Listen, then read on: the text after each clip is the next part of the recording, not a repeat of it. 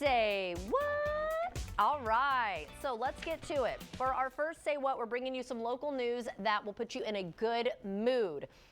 Okay, so we can all use something to boost our mood right now, right? So Jack's Humane, first, we want to tell you about Blue. Well, actually, you've probably heard about Blue. We've mentioned her before and also on their Instagram, Jack's Humane.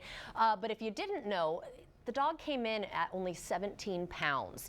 And so what's really amazing is that with donations that you all have been able to provide, getting things off her wish list and all the food that she really, really desperately needed because she was so underweight, she is now living her best life with her new family. So it's just so wonderful. She has some family members who work from home, so they're there with her all day, and the kiddos are playing with her, of course.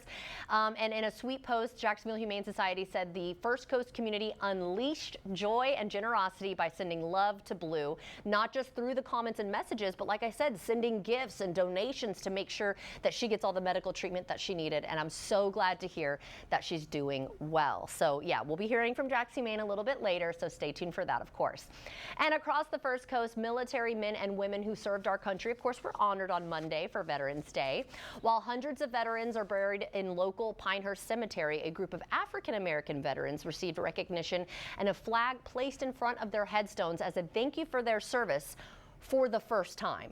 Yeah, you're hearing that right. For the first time that has happened. So local veterans, families, and elected officials gathered in Pinehurst Cemetery to pay their respects to the African-American veterans being recognized for the first time during the inaugural flag and wreath memorial service of remembrance.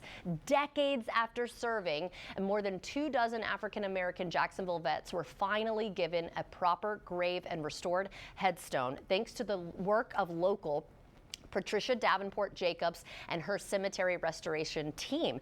Pinehurst Cemetery, if you didn't know, is just one of the many cemeteries on the north side being restored. And Jacobs tells First Coast News her restoration team is also working on identifying veterans at Hillside Cemetery, Memorial Cemetery, and Mount Olive Cemetery, all cemeteries in the Moncrief area.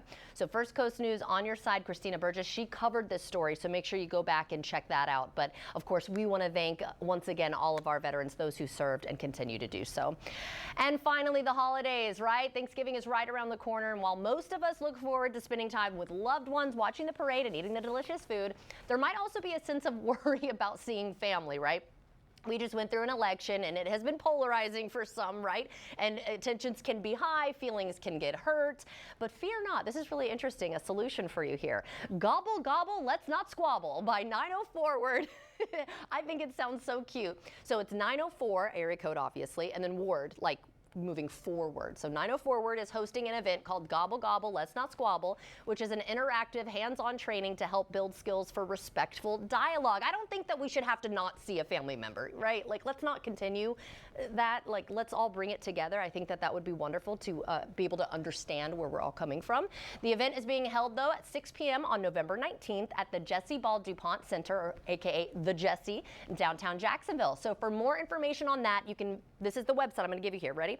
904ward.org/events. So I think that could be really nice because we really do just all want to come together, don't we?